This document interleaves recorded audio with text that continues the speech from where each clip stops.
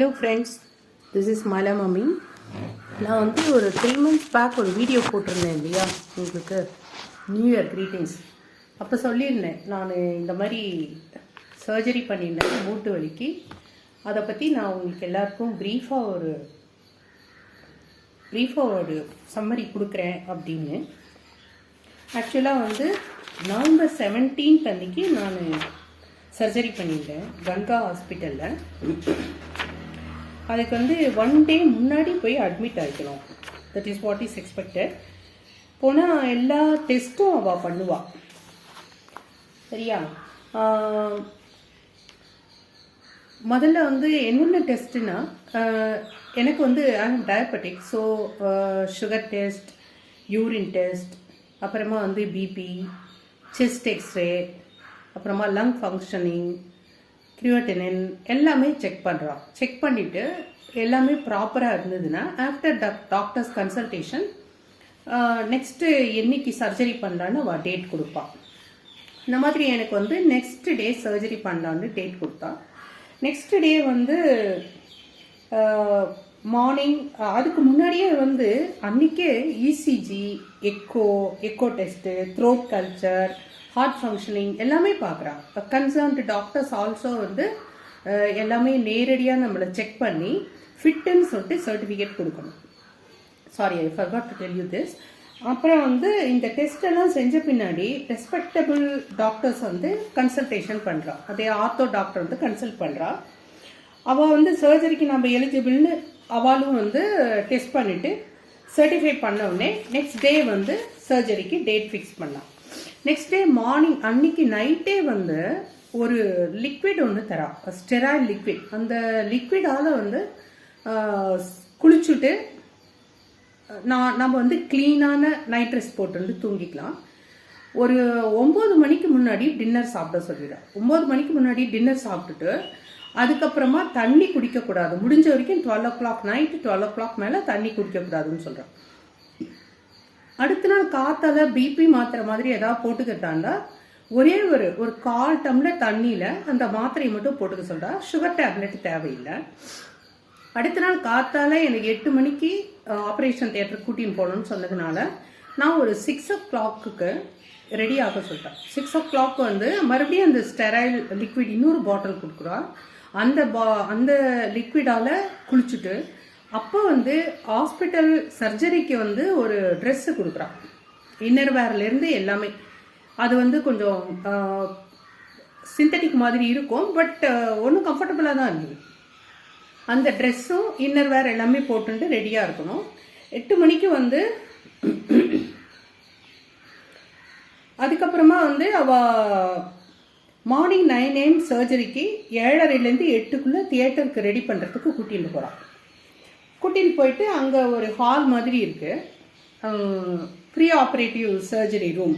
அந்த இடத்துல வச்சு மானிட்டர்ஸ் எல்லாமே போட்டுடுறா. பிபி, சுகர் எல்லாம் போடுறா. அப்புறமா ட்ரிப்ஸும் போட்டு விட்டுறா. அதுக்கப்புறமா வந்து இன்ட்ராவினஸ் பேண்ட் போடுறா. ஆக்சிஜன், ஹார்ட் பீட் எல்லாமே செக் பண்ணுறா. 8:30 மணிக்கு மேலே ஸ்பைனல் கார்டில் ஒரு லோக்கல் அனஸ்தீஷியா ஒன்று தருவாள். அது வந்து முன்னாடியே அவள் டெஸ்ட் பண்ணிக்கிறாள். நமக்கு அதை போட்டால் ஒன்றும் ஆகாதான்றதை பற்றி ஆல்ரெடி அவள் செக் பண்ணிட்டா. அப்புறமா டாக்டர் வந்த பின்னாடி சர்ஜரி ஆரம்பிக்கிறதுக்கு ஒரு 15 minutes முன்னாடி இதெல்லாம் போட்டு ரெடி பண்ணிடுவாள். இந்த இன்ஜெக்ஷன் போட்ட பின்னாடி ஸ்பைனல் கார்டில் லோவர் பார்ட் ஆஃப் த பாடி வந்து கான்சியஸ்னஸ் சென்சேஷன் போயிடும். ஆல்ரெடி சொல்லிடுறா அதை பற்றியெல்லாம். இந்த மாதிரி சென்சேஷன் போயிடும், நீங்கள் பயப்படக்கூடாது, அது கரெக்டாக ஒரு 4 to 5 hours மறுபடியும் உங்களுக்கு சென்சேஷன் வந்துடும்னு. எனக்கு வந்து டாக்டர் ராஜசேகர் வந்து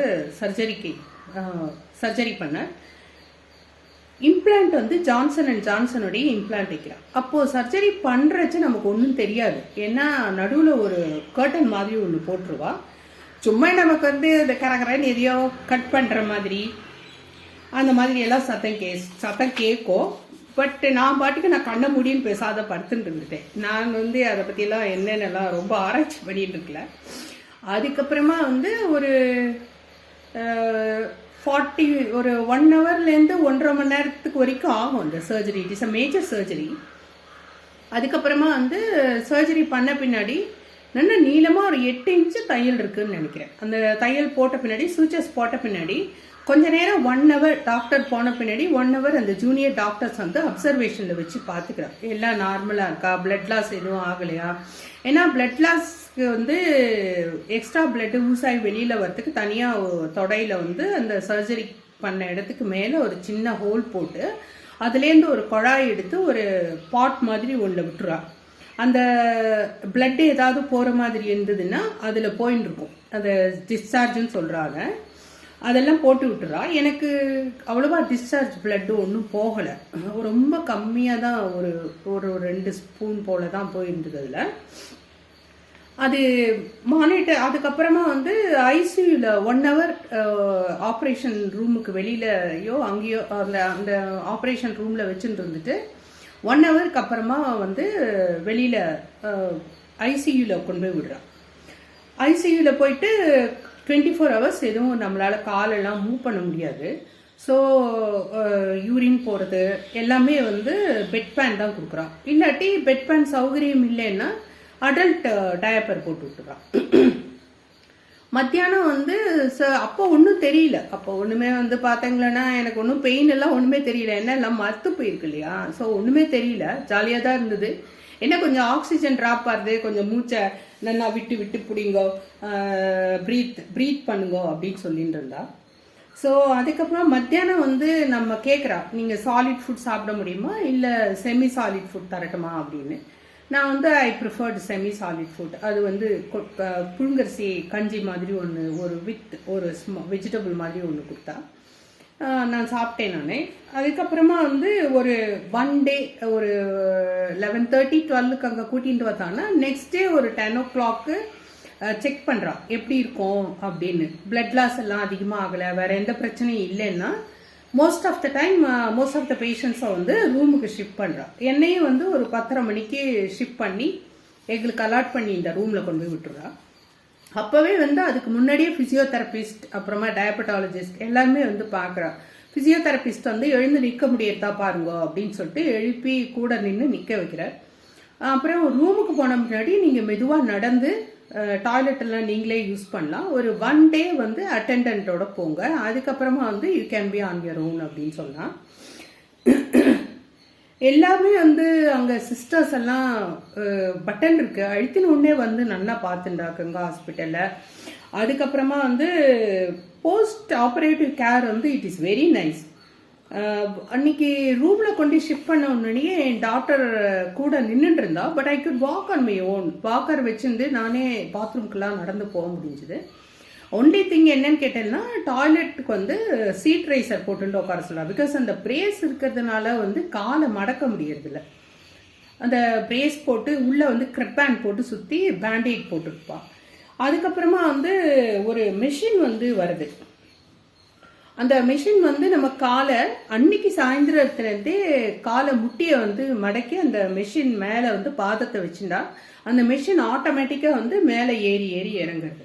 அது வந்து மூமெண்ட் ஃப்ளெக்சிபிலிட்டி கொடுக்கறதுக்கு, அந்த முட்டி வந்து ஜாயிண்ட்ல இருக்கு இல்லையா, ஸோ அது ஸ்டிஃப் ஆகாத இருக்கிறதுக்கு. அடுத்த நாள்லேருந்து ஃபிசியோதெரபிஸ்ட் வந்து ப்ரெஸ்ஸிங் முட்டி நீ கேப் 2 காலுக்குமே வந்து நீ கேப் ப்ரெஸ் பண்ணி பண்ணுற எக்ஸசைஸ். அதுக்கப்புறமா வந்து பிளட் சர்க்குலேஷன் படுத்துட்டே இருக்கிறதுனால பிளட் சர்க்குலேஷன் நல்லா இருக்கணும்னு சொல்லிட்டு அது ஒரு மெஷின் போட்டு விட்டுறான். 2 கால்லையுமே ஒரு ஒயிட் கலரில் ஒரு பேண்டேஜ் மாதிரி போட்டு அதில் ஒரு குழாய் மாதிரி போகிறது. அதை வந்து அந்த கட்டிலில் ஒரு மெஷின் வந்து வச்சுடுறா, சின்னதாக ஒரு மானிட்டர் மாதிரி இருக்குது.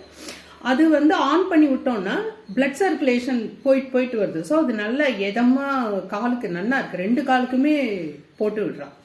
அது ரொம்ப எனக்கு பிடிச்சிருந்தது, ரொம்ப கம்ஃபர்டபுளாக இருந்தது. மறுத்து போகாமல் கொஞ்சம் நல்லா தூக்கமும் வருது, மசாஜ் பண்ண மாதிரி இருக்குது. அதுக்கப்புறமா தினமும் வந்து பிபி சுகர் எல்லாமே டெஸ்ட் பண்ணி அதுக்கு தகுந்த மாதிரி டேப்லெட்ஸ் எல்லாம் கொடுக்குறா.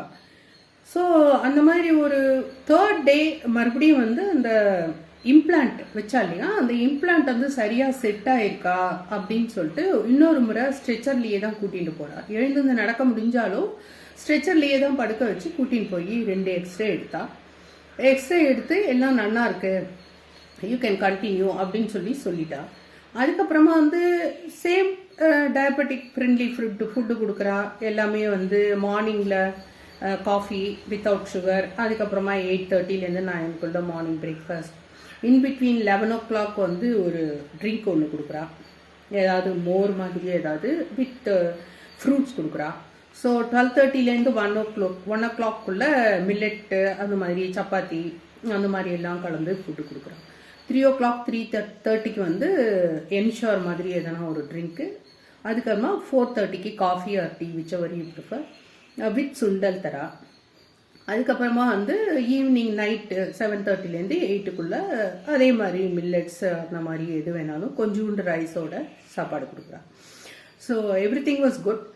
அதுக்கப்புறமா நம்ம ஹெல்த் இருக்கிறத பொறுத்து எனக்கு வந்து அந்த 3rd டேயே வந்து அந்த டிஸ்சார்ஜ் பிளட் இருக்கிற அந்த இதை ரிமூவ் பண்ணிட்டா, அந்த குழாயை ரிமூவ் பண்ணிட்டா. So I felt comfortable. Bathroom போகும்போது இல்லாட்டி அது ஒன்று பின்னாடி வாலாட்ட தர இழுத்துட்டு போயிட்டு இருக்க வேண்டியது, அதை எடுத்துட்டா. I felt comfortable. அதுக்கப்புறமா பேண்டேஜ் எல்லாம் செக் பண்ணிட்டு போனால் எப்படியும் ஒன்றும் பிளட்டு கிட்டது எதுவும் ஊசாலையா எப்படி இருக்குது, சுற்றியும் வீக்காக இருக்கா அதெல்லாம் பார்த்துட்டு போகிறா. ஜூனியர் டாக்டர்ஸ் வந்து டெய்லியே வந்து பார்க்குறா, போக சிஸ்டர்ஸும் கவனிச்சிக்கிறா.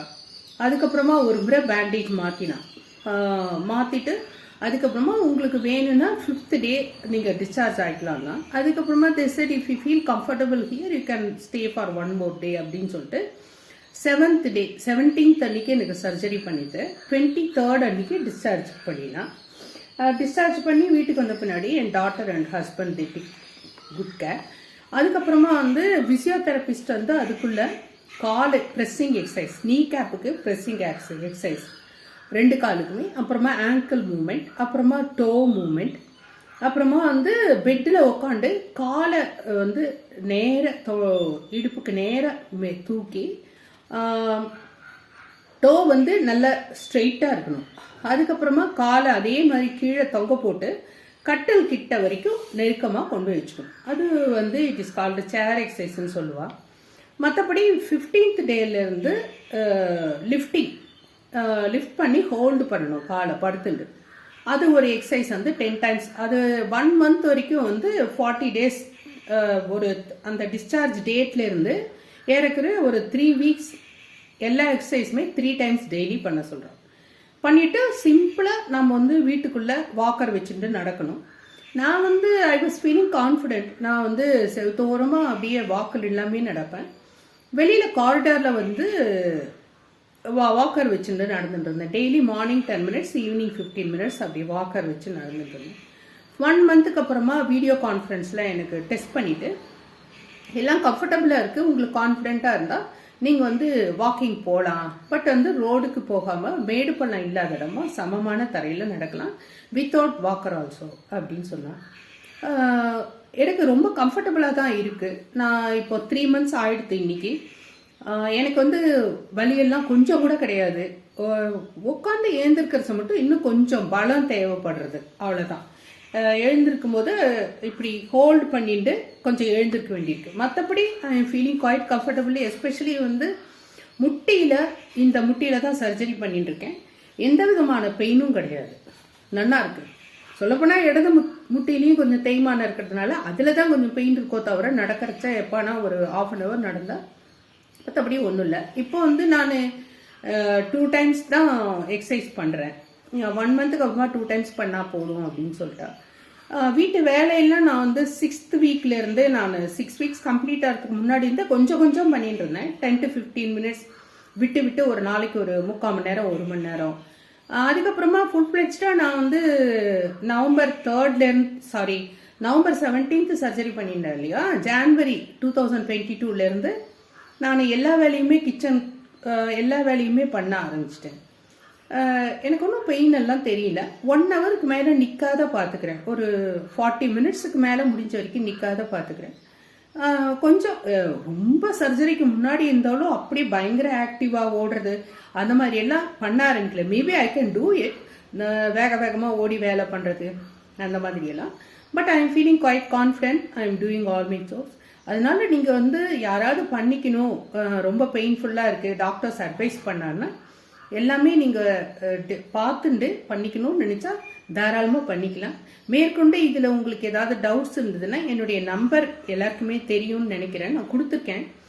அந்த நம்பரில் நீங்கள் வாட்ஸ்அப்பில் என்ன கால் பண்ணலாம். நான் எங்கே பண்ணிட்டேன், எந்த டாக்டர் பண்ணா அப்படிங்கிறதெல்லாம் உங்களுக்கு தேவைன்னா you can call me and get details if you feel comfortable.